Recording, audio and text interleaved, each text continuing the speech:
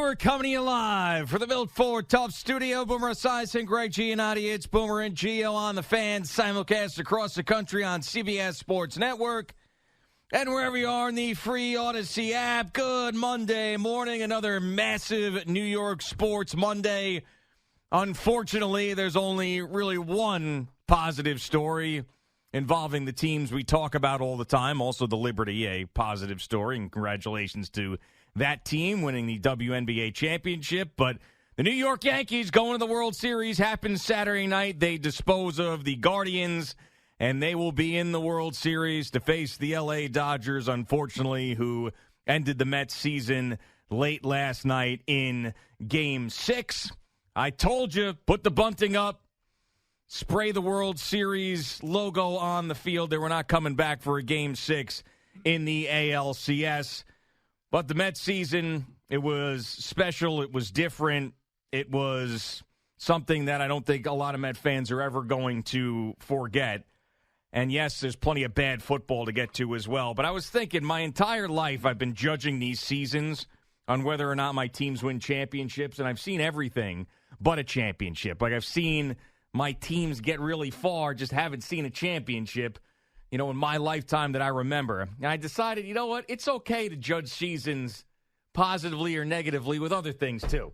Like this team got me and my mom to that game Friday. It got my wife and my daughters to watch baseball. It brought people together. It brought joy. So, yeah, it didn't end at a championship, but this team was different. So I hate the fact that it's over, but it is. Good morning, Boomer. How are you? Yeah, good morning, Jay. Yeah, it's a pick up the pieces Monday for sure, especially for three major teams around here, and the Mets would be included in that. But the Mets did something that nobody expected, and the Mets went all the way to Game 6 of the NLCS against a very, very good Dodger team that basically slaughtered the Mets pitching throughout this series. I mean, the Mets had no answers for the Dodgers hitting. Listen, you're scoring 10 runs a game. I mean, it's ridiculous. I mean, you're expecting 3-2 games, 4-3 games, that kind of thing, and that wasn't the case in this particular series. I mean, the Mets pitchers were just gassed and didn't have anything left and were gone, especially last night. And this whole love affair with Kodai Senga. I mean, hopefully he comes back next year and he's the starter that we all expect him to be, the ace of the staff, all of that kind of good stuff. But, he was they pressed him into service. He didn't do anything, and it really was, except for his first outing where he gave up a home run on his first at bat. And then next thing you know, he was just basically torched after that. So, I don't know. It was a great season. It was an exciting season. I was glad they won for you on Friday night. Yeah, I was glad that if that was going to be their last game at City Field, that's the way they were going to go out. That they went out with a fight, that they took it back to L.A., and that they didn't lose on their home field. Yeah, I mean, you know what it felt like? It felt like it was the end-of-the-year party for Mets fans. Where we knew full well that there was a chance that they were going to lose either Game 6 or Game 7. You were hopeful that they wouldn't. But it was almost like, let's just get together one more time and just have a great night with this team. And many people felt the same way. Now, I know there's a bunch of fans of other teams and Yankees fans and their teams going to the World Series, and they'll be center stage for a while. They're like, man, you don't get these opportunities a lot. How can you say it's a great season when you don't win a championship? Because I think, as you get older and you experience a lot of these losses and all these things, like, you think to yourself, like, what am I really watching sports for? Right? Like, this is the epiphany that I had. Because there were so many years that I'm like, all I had was those bad memories of those bad losses, right? And I'd regurgitate them to you over and over and over and over again because those were my memories. They didn't win a championship and it ended. But I'm like, God, like, there's one team that wins at the end. There's one team. Don't I know that? Right. And yes, I know that very well. And if I can't take something out of a special year like that, then what are we doing? And it really was a special year, especially the second half of the season. This is a team that now is in, because the Mets history is not like the Yankees history. This is a team that will live on forever now. Like that, like, I know that they got eliminated in 6 games in the NLCS, but the way that it happened, who was doing it, The 2024 Mets will be a reference point for a long time. And those guys should be very, very proud of that. And going forward, it's going to be interesting, man. It's going to be tough to capture that same type of magic again. But, David Stearns in his first year did a lot of great things. And hopefully this is only the beginning. But I don't know how many times we have said that before with this organization thinking, hell, they'll get back. And they don't. But, we could talk plenty about the offseason and Pete Alonso and all of that stuff. And they also, they lost to a better team.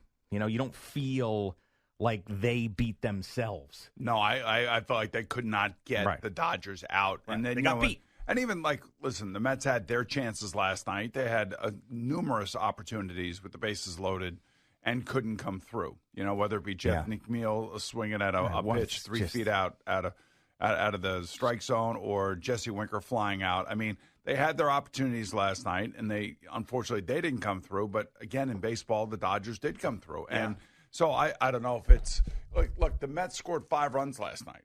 I mean, you'd like to think that your pitching is going to keep the other team under 5 runs, Yeah. But the pitching just got basically murdered this whole series. Yeah, and it was almost like it was this set up in a way, like the way the broadcast was talking about Minaya. It's almost like they knew he was going to not be good last night.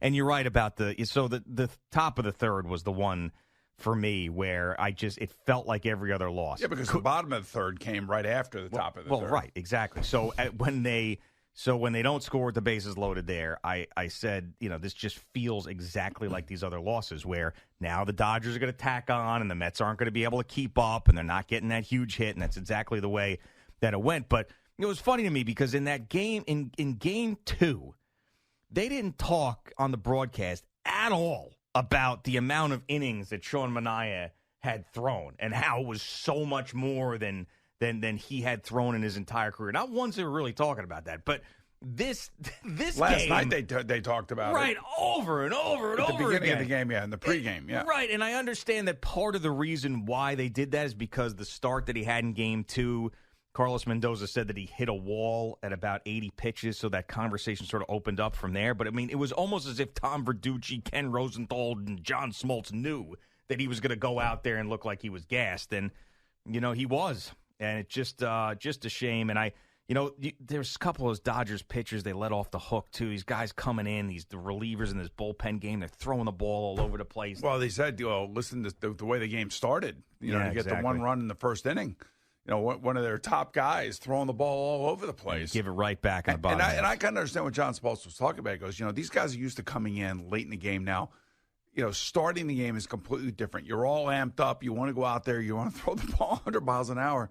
This guy is throwing the ball, over the backstop, for God's sake. Yeah. I mean, he was all over the place. And this is the other thing that, the other pregame guys were talking about, Alex and Derek and Big Poppy. They were talking about, getting off to a good start and seeing whether or not this bullpen game is going to be really crazy and the decisions that Dave Roberts is going to make. And I mean, all that stuff, came to fruition. I mean, like, you were thinking about, okay, what is Dave Roberts going to do now? And to me, the guy that nobody could hit was Tynan.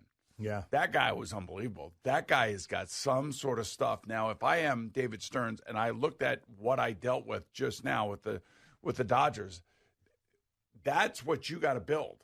You got to build guys or the team with a bunch of guys like that in your bullpen, because your bullpen is not very good. I mean, Stanek was decent. Edwin Diaz was good last night. So he came through last night and he was fine. But, you got to add better bullpen arms than what the Mets had. I mean, if Phil Maton's going to be your guy, he just looks like he's a batting practice pitcher. Yeah, I know. And I know that he had some success in the regular season. But, I mean, just seeing him in the postseason against these lineups, he's like throws like basically a 90-mile-an-hour fastball, which in today's game is like, a 75. You got to have like 3 or 4 other pitchers if you're going to be able to do that and be successful. Yeah. So I mean, listen, and I trust David Stearns. And another thing that you got to love is, and I know we've said this before, like with Buck Showalter, his first year in 2022, and how great they were. You're like, oh man, they feel like you got the foundation here, but. I really do think they've got the right guys. I mean, I say this now. Now, I try. Well, they found a star in Vientos. No. I'm talking about to run the organization. Oh, I see. Stearns and Mendoza. Like, I feel like they've got the right guys there.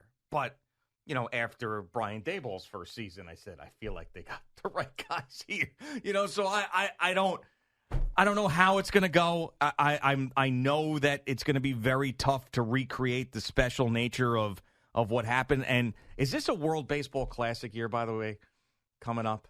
I have no idea. The reason Just why, Google it. The reason why I asked this, I was driving in, because I was thinking about how special 2022 was, and I felt like the World Baseball Classic effed the Mets' entire season that year. Not only because Edwin Diaz got hurt, but they had a ton of guys playing. They weren't together. They were all exhausted when they came back. They got back to a terrible start, and the whole season was effed because of that. Oh, so it's 26. All right, so good. Wow. Whew, thank God. So this is where David Stearns has got to rebuild the team. You got to figure out who he wants in his starting rotation. He's got to rebuild the bullpen without question. I mean, you see what the Dodgers did. I mean, and you see how good they are up and down the lineup. Well, that's the thing about them. I mean, so it's not just, Betts and Ohtani. It's Tommy Edman. It's Kike Hernandez. Teoscar Hernandez. Teoscar, well, he was a zero for the entire series until last night. He was a literal zero. He was 0 for 18. But the guys, there's always going to be guys in the lineup. Like our Francisco Alvarez found his game the last 2 games. He did, which was great. His offensive game. Yeah, which was awesome. Very happy for that kid and happy for the way he ended it. Yes, absolutely 100%. But yeah, I mean, it just was, they were relentless. I mean, guys like Max Muncy are just so valuable. I mean, and that's going to be the toughest thing for the Yankees. And you had a hobbled Freddie Freeman throughout this whole thing. Yeah, and we'll see what type of impact he has. Going to have a lot of time off now. Didn't play last night. Game 1 is Friday, so we'll see if he can get himself in better shape to be in the lineup every day in the World Series. But this is exactly what a Major League Baseball official wants in a World Series. 100%, as yes. big as it gets. If they could pick a matchup in the World Series every year, it would be this. Yeah, you get $1 billion worth of players playing. Right. And Ohtani and Judge, I mean, it's huge. I mean, it's absolutely huge. So it could be interesting to see how the Yankee bullpen handles this team in the World Series. I mean, to me, that is the starters, I think they'll be okay for the most part, but it really, and we just lived it, folks. It's going to be this bullpen of the Dodgers versus whether or not your swing and miss team is going to hit home runs or strike out. Yes, and I also want to see this Dodgers rotation because there's no doubt about it. I mean, that the Yankees have more firepower in their lineup than the Mets had. Now, the Mets were relentless offensively when they get going. They get going. Obviously, Friday night, they didn't strike out. They were just one after another. But, consistently, you talk about, Soto and Judge and the way that Stanton's hitting the ball. And, I mean, they've got more hitters. So, let's... Gleyber Torres, by the way. Right, is very good in the postseason. So, seeing the weaknesses with the Dodgers and, what type of Flaherty are you going to get? How many bullpen games they toss, like how is that going to work against the Yankee lineup is going to be interesting as well. I think for us around here, we would love the Subway Series, but for baseball overall in general, this is the World Series that they wanted. This is the big teams. This is the stars. This is the name recognition players, name recognition when it comes to the teams themselves, and hopefully they play competitive, compelling games, as opposed to going back and forth 10-2, 11-2, 11, like that kind of stuff. Yeah. I mean, I'd like to see competitive games where we're all sitting there in the 7th, 8th, and 9th inning. And, the manager's decisions come into play. The individual relief pitchers are on the mound. They're all going to be involved. Yeah. And it's going to be interesting to see how these matchups end up playing out. And it, quite frankly, should be a very competitive World Series because, like you said, Yankees have legitimate stars that actually are living up to their names. And Judge is still not quite there. Not quite there yet, and maybe he's just waiting to have his breakout World Series moment. Yeah, and I'm happy that we have the Yankees to talk about in the World Series. There's no two ways about it. It's great for the radio stations, great for the Yankee fans, it's great for all the shows here. There's no doubt about it. But I mean, I'm a little bummed. I'm a little bummed that we don't have our well, Subway Series. I'm a little bummed. Of course, I mean, I don't want the negative emotions to be the ones that drive today, because I really wanted to have a different perspective on what happened. Hey, dude. But negative emotions are being driven by the game we did yesterday over the Meadowlands. Holy God! I tried. I went to acupuncture yesterday to try to forget that. I went to all sorts of I went to a what do they call it, a hypnotist. I went to that too. Man, you night. talk about an ass kick. Please, holy Christ! Please let me forget this football game. That was a humiliating ass kicking yesterday by the Eagles, and that's kind of like also what's kind of fueling us this morning. That.